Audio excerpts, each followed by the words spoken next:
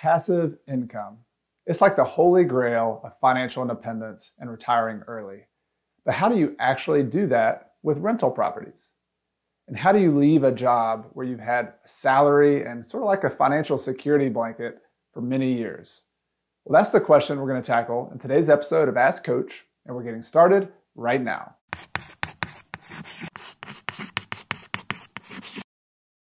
Welcome, my name is Chad Carson. You can also call me Coach Carson. And this channel is all about investing in real estate, achieving financial independence, and doing more of what matters. In just a moment, I'm going to take you to a clip from a recent live stream that I did. And in that live stream, I had a question from someone that was about financial independence, but is more specifically about taking that leap where you leave your job. And I think that transition point, the question was about passive income. Like, how do you know when you have enough passive income from rental properties in particular in our case? How do you know when you have enough? How do you feel secure enough that that's actually going to support you? And I think there's a psychology, and I think this is very common, where you've had this job and your salary from your job has been the security blanket for a long time. This made you feel confident and secure. And so taking that leap, depending on entrepreneurship or investing, is really scary. So that's what we're going to tackle today. And let's go right to that live clip. So this was a big topic of the book I wrote, How to Retire Early with Real Estate. And there's a couple comments I have. Like the first one is like your first job as an investor, as a real estate investor in particular. We're very income driven in the real estate business. And so like we sort of have two phases. We have a growth, kind of a build up phase where we're buying properties and we're accumulating them and we're growing them. And so like that's phase number one. And we're typically not living off the income at that point. We're trying to recycle every bit of money we can back into the properties. And it's all about growing that nest egg. So it's more about increasing your net worth, increasing your equity, and than it is like actually having cash flow. There are milestones that you can get when you're growing. Remember, I was just talking about the person with 8 units. Maybe you could take a break when you're halfway up the mountain, make $2,000 a month, and kind of take a sabbatical. But still, the point is to grow. So like this person, maybe they're nearing they're getting a big nest egg, and they're trying to wonder like, all right, I'm making, $100,000 a year at my job. And how do I know when I really have enough passive income to do that? So the math is pretty simple in those scenarios to say that, all right, how many properties do I need to have? And I like to start with assuming like a very conservative situation, like how many properties do I need to own free and clear in order to be able to pay for my living expenses. So the simple number is $5,000 a month. I use that a lot. So if you needed to cover $5,000 a month, and let's say that you had properties that made $500 a month in cash flow when they're all paid off, So you had a $1,000 rental that had $500 in operating expenses like management, taxes, insurance, all that. So I'm gonna try to keep the numbers really simple. So you have $500 left over, and if you had them all paid off, you had no debt on those, then that $500 goes in your pocket. So 500 times 10 is $5,000 a month. You would need 10 properties that were paid off like that with those numbers in order to have enough regular investment income to cover your $5,000 a month or $60,000 a year. So that's like the place to start, is you work it backwards. But to do that, you need to know two things.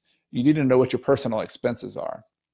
And I think one of the mistakes a lot of us make is, especially people who make high income, you make $100,000 a year, you make $200,000 a year, you're a medical professional who makes $500,000 a year, like you are going to have a much harder time walking away from your job than somebody else who's making less money. And here's why, is because you're walking away from a bunch of income every year, and you're going to say, man, I'm not going to make that much money anymore when I leave that job. That's crazy. And so the temptation is to try to replace your income instead of trying to cover your expenses. That's the challenge. And so what I'm talking about here, $60,000 a year, $5,000 a month, is how much you spend. If that's what you spend, you need to know that. You need to run the numbers, get a budget, put it in a spreadsheet, use like mint.com or one of those things to track your expenses. And then you can give yourself a cushion. Like we talk about in the FIRE community, having like lean FIRE, where you kind of your bare bone expenses, and a lot of people are happy with that, and that's fine. Like Mr. Money Mustache, who I know now is $30,000 a year, makes him happy. That's fine. Other people, like I interviewed a lot of people, and then the median response around the country that I talked to people was about $60,000 a year, in between 50 and 75,000. So that's a nice round number for a lot of people. But there's also an argument for having like a fat fire number. So giving yourself some cushion, what if things change? What if things go up? And so maybe you need to be at $100,000. The number you look at is personal, but you need to pick a number. I would make an argument, particularly people who are not happy with where they are in their job, or they want to change things a little bit, for not trying to go for the big number right away. Like, try to get to a regular number that you're happy with. Maybe that's $60,000 a year in some cases, but then add some other layers of security on top of that. Because we have a really hard time predicting the future. Like, things are going to change, particularly if you're doing this in your 30s or 40s. Like, there's no way to know what's going to happen for the next 40, 50 years. So how do you have security? How do you have kind of a knowledge that you can actually do this and leave your job and not be crazy? Like, isn't that crazy to do that? Well, I would say like the first layer of security is this wealth you're building, and you're investing in real estate that produces regular income, and it has a nice foundation of income. That's step number one, but that's not the only step. That's not enough. The other thing that gives me security is knowing that I have a career or a side hustle, an entrepreneurship venture, or more than one venture that could produce income if I want to. And I kind of look at entrepreneurship as something you could turn the volume up and down on. So I have been a person who fixes and flips houses for a long time. So I am currently not fixing and flipping houses. I'm currently not going out and aggressively looking for properties to buy at low prices that I could then flip. It's just not what I'm doing. Do I know how to do it? Yes, I do. Like, would it take me a little while to ramp it back up? Yeah, it'd take me a while. It might take me 6 months to really get back into it. But I have that knowledge. So I have a little side business around flipping houses that I know how to do, that I have systems to do it. I have knowledge, I have relationships, so I could get back into that. I also have my real estate license. So do I use my real estate license to go out and list properties and do that? And, I don't use it at all. In the past, I've done a couple commissions just for family and friends. And so, but is that a business model? Is that a side hustle that if things got weird and I needed to change and my investment stopped working as well, could I turn that back up? Yeah, I could turn the volume up on my real estate license building business. And you can keep going on and on. I did a game one time to say, what are all the things I've done in my real estate business that I think I could go get a job or start a business doing? And I listed like 10 or 12, from being a fix and flip person, to being like a project manager on remodels, to being a licensee, so I could list properties. I could be a bookkeeper. I think I could be a paralegal for an attorney. I could go out and do title searches. I've done some of my own title searches before. It goes on and on and on, all of the skills that I have a basic knowledge of.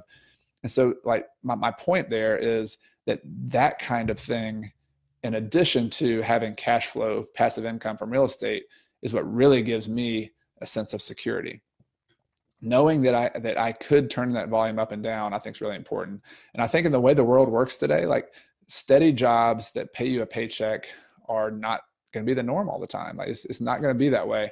So being able to turn yourself into an entrepreneur, to have an online business, to have a real estate licensee, professional kind of business, to have 2 or 3 different kind of backup plans, even if they only make 10 grand a year, 20 grand a year, like that's something like that can support yourself. So I think those are important to build those skill sets. I think real estate's a great side hustle to get into if you're interested, but there's lots of other ways. There's, blogging is a one that people do, teaching courses. You could get into Etsy sales. You could get into, there's all sorts of little small businesses. I love entrepreneurship, and I'm trying to think of some resources I could give you if you're just trying to build some side hustles. Sidehustlenation.com. A friend of mine, Nick Loper, has a website. So if you're just trying to build he's got a list of like 100 different side hustles you can get, from driving for Uber to starting your own business flipping shoes to all sorts of crazy stuff. So with the way the internet is today, you can make money and be an entrepreneur on the side. And I think that is my second advice, in addition to passive income. The third thing I wrote about a lot in the book as well is just being flexible. If you can know that you're flexible, if you're willing to, like, you're living in a big house now that's worth $500,000. If you're willing, if things got bad, to sell that house and move into a lower cost of living area, or even go abroad like I did and live in Ecuador, you could live really well for a lot less money in a different place and have good medical care. And so if you combine that passive income plus entrepreneurship, plus flexibility and the willingness to adjust, you can still be very happy.